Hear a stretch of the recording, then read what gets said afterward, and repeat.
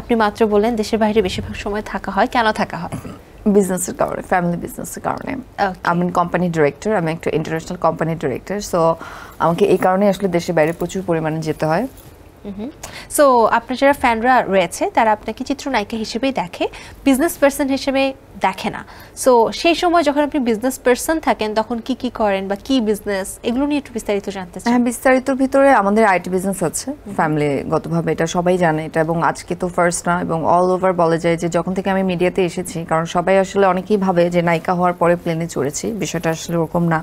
যারা আমাকে আগে থেকেই চেনে এবং ছোটবেলা থেকেই চেনে তারা জানে যে আমি অনেক ছোটবেলা থেকেই ট্রাভেলিং করি।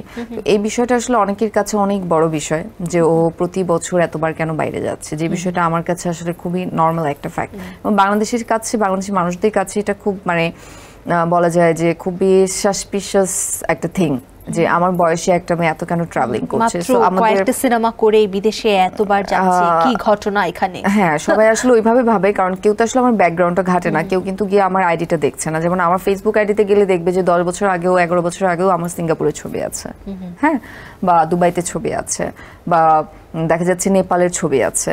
মানে যেসব দেশে ঘুরতে যাওয়া হয় বা যেসব দেশে আমার কাজে যাওয়া হয়, ব্যাংককের ছবি আছে, সেগুলো কিন্তু কেউ দেখছে না। কিন্তু আজকে যখন আমি 2018 পরে হিরোইন হয়েছি, নায়িকা হয়েছি, তখন থেকে সবাই হিসেব করছে যে আমি কত দেশে যাচ্ছি, কতদিন থাকছি, কি খাচ্ছি, কি পড়ছি, কি চড়ছি, কোথায় যাচ্ছি।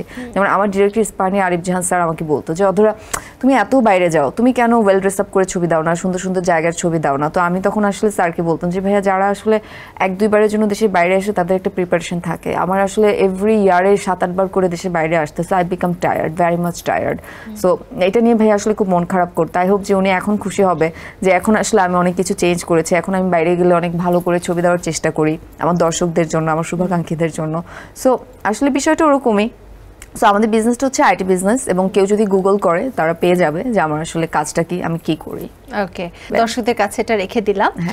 সো এই যে আপনি ছোটবেলা থেকেই বিদেশে যাচ্ছেন, বিভিন্ন জায়গায় যাচ্ছেন, এবং এটা নিয়ে এখন অনেক বেশি আলোচনা হচ্ছে।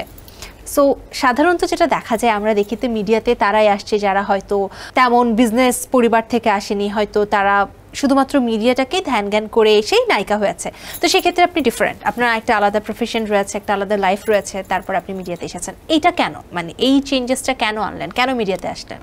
ওই যে বলা যায় যে আমি বসে থাকতে পারি না, আমি বললাম যে আমি খুব চঞ্চল, আমি প্রচন্ড চঞ্চল। ফার্স্ট কথা হচ্ছে এটা, আমার মনে হয় কথা শুনে অলরেডি আপনি বুঝতে পারছেন। মিডিয়াতে প্রথমত হচ্ছে কি, আমার আপু নাচ শিখতো যেখানে, সো আমার ডান্স টিচারের ইনফ্লুয়েন্সে বলা যায় মিডিয়াতে আসা, মানে আসার ইচ্ছে প্রকাশ করা। অ্যান্ড দেন আমার বন্ধুর কারণে, আমার একটা ফ্রেন্ড আছে যে আসলে চেয়েছিল আমি নায়িকা হই, আমাকে বলা যায় বাসা থেকে টেনে নিয়ে ডিরেক্টরের সামনে বসিয়ে দিয়েছিল, তারপরে আসলে সেভাবেই মিডিয়াতে আসা, আবার শখ করতে এসে আসলে প্রফেশনাল হয়ে গিয়েছে।